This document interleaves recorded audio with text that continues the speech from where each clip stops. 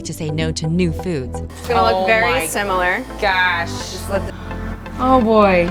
But today, we're saying yes. Cricket time! That's just gross looking. What's unappetizing to one person can be utterly delicious to another. Does this give you guys a clue? He ran out of the restaurant. On this episode of Feed Me TV, I'll show you some dishes that might make your taste buds shudder. But once you try it, you might just love it. Oh my gosh, Lara! So good. Let's keep an open mind and a curious palate. Oh, that one's like laying over, legs up, out. Foods that sound weird, but they're actually weirdly delicious on this Feed Me TV. Get ready, you just gotta try it. It does taste like chicken.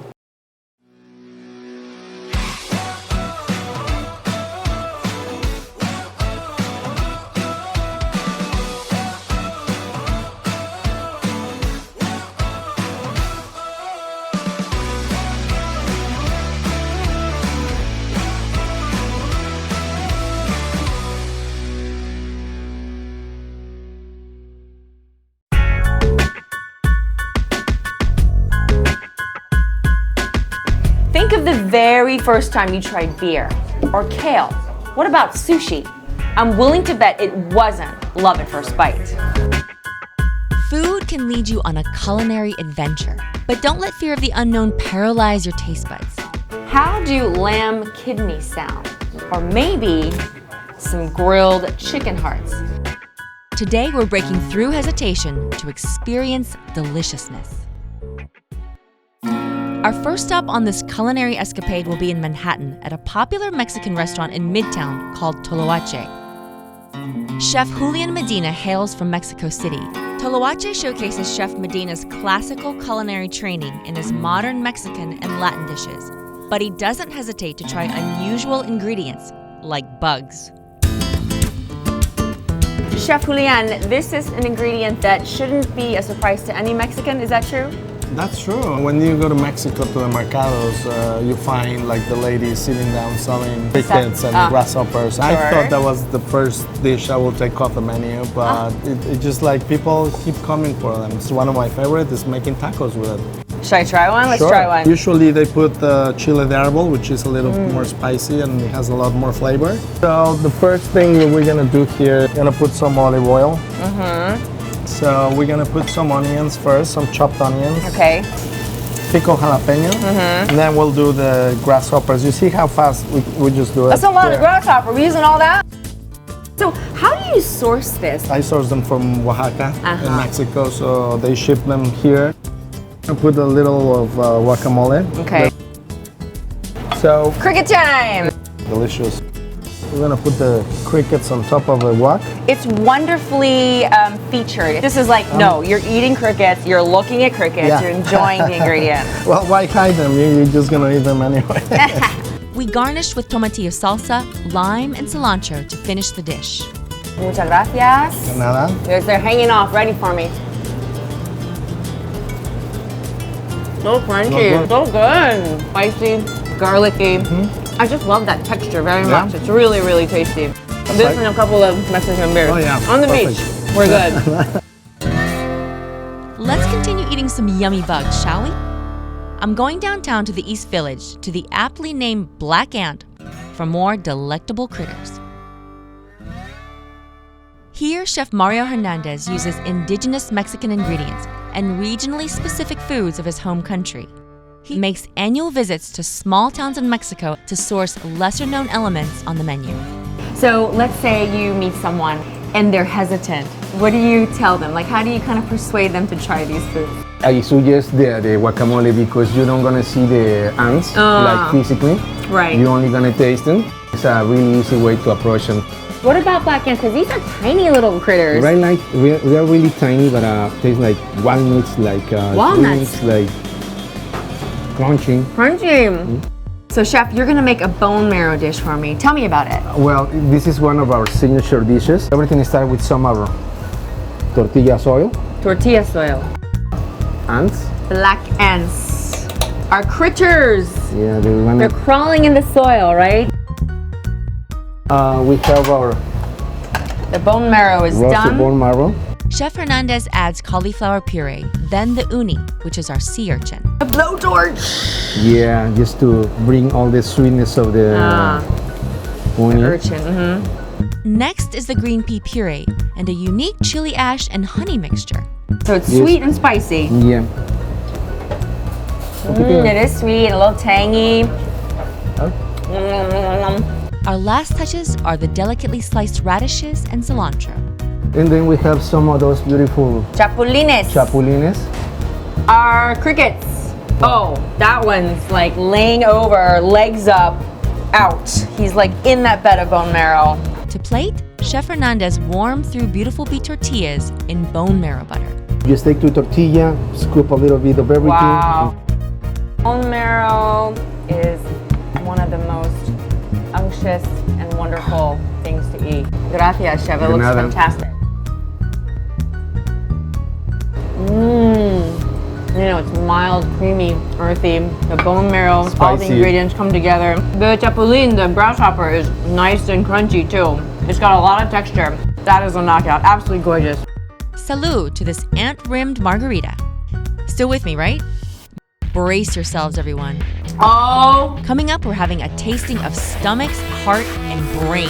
get your stomachs right out there. We're heading to the West Village to Takashi. This restaurant's entire menu is a tribute to organs like tongues, hearts, brains, and so much more. I joined Reese Barakat, the manager of Takashi, for this one-of-a-kind dining experience. Okay, Reese, so I came here to Takashi for some adventuresome eating. Takashi is a mix, wouldn't you say, of Korean and Japanese? Yeah. First we have nama senmei. It's the cow's third stomach. Not the first, not the second. No, so they have 4. Get your stomachs right out there. It's shredded. You just grab a little Ah, and dipping. and dip it. Okay, so you can see the texture.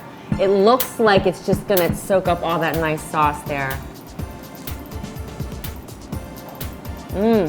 Nice and crunchy, right? So we have our brain cream. It is veal brains that are poached and sauteed into a mousse. We serve it with blinis and black caviar. Oh my gosh, so decadent. They just look like meatballs. Yeah. So these are also, these are veal testicles. Take on escargot balls instead of snails. Should we try the balls? Yep. Squeeze the balls with a little bit of lemon. Put it right there. Nice and warm. That is chewy, honey. This is the tongue experience. So it's 3 cuts of tongue. We have the tongue body, the tongue sinew, which is the back connective part of the tongue. Okay. It's nice and beefy and fatty. It's my favorite part. And then the tongue tip. This is the aorta. Aorta, yes. This is the deep end of our menu. We have heart, we have liver, we have the first stomach, the second stomach, and sweetbreads, which is the thymus Right. gland. Yeah. I eat it and I just feel like I'm getting healthier. These kinds of offal are nutrient dense too. Nutrient That's the thing. You just gotta try it. I heart that restaurant. Now let's head back home to Long Island to Franklin Square for a change of pace at Bell's Kitchen and Smokehouse. Chef owner Lara Talt grew up in Nassau County.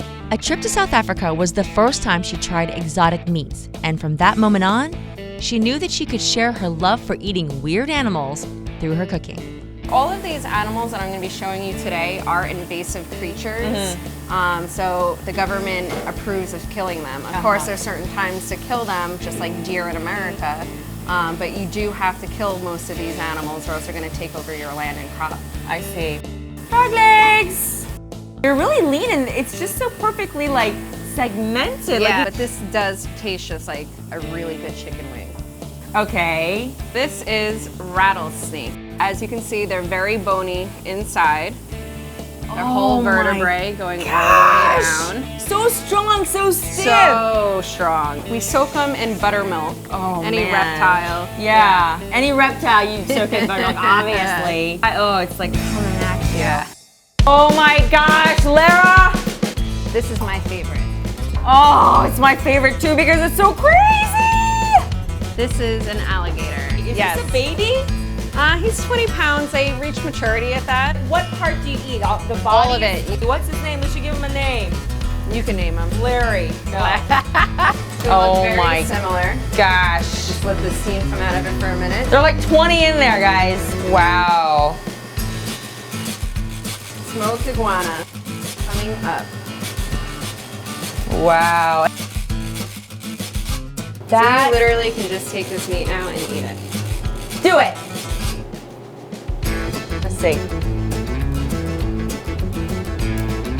It does taste like chicken. Now that our exotic meal is prepared, I'm ready to dig in. Lara, you have outdone yourself. This is a feast like I've never seen before. Now, to be clear, this is not something that you can come any day and try iguana and mako shark and kangaroo. I post it on my Instagram and Facebook a couple of days in advance. Come in on this day for the weekend until it runs out. We'll have it. I really want to try the rattlesnake. Wait. It tastes great. I love the seasoning. I would just think it was like chicken, I guess, if no one told me what it was. Let's try the legs. Nice frog legs.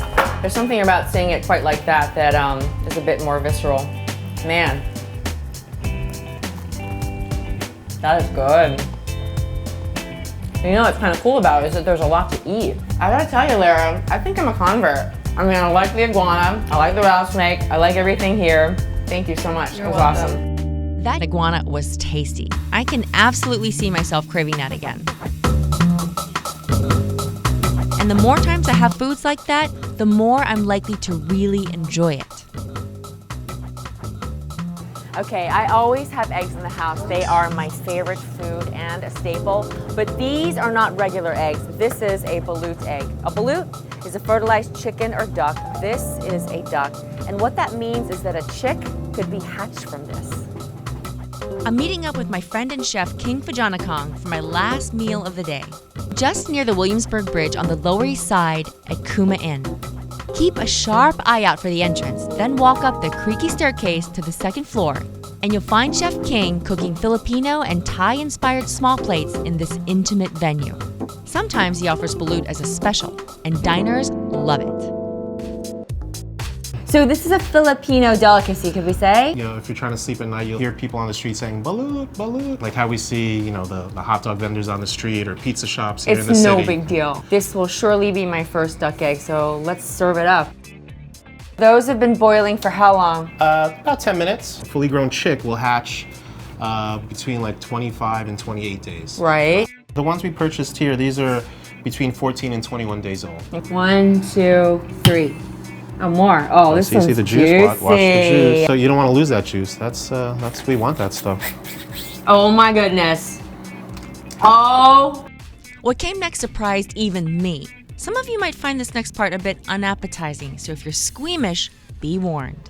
Wow. You don't want to lose that stuff, baby, right? It's a baby. So Should we it's eat the really baby? Well, okay. that's the whole point, yeah. I feel like this is a moment because I just feel like I want to pay respects to the tradition of why we're eating this. Okay, I'm gonna eat the head part. Bombs away. The body part is squishy and soft. You know, like a pudding could be. Mm-hmm. It was good. It's good, right? Yeah. Trying something new requires courage, and that courage can lead to a newfound way to relish something extraordinary. The truth is, you can will yourself to like any food just by having it often. That's how those certain foods become an acquired taste. Foster an open mind and open wide, because you'll never know if something is delicious until you try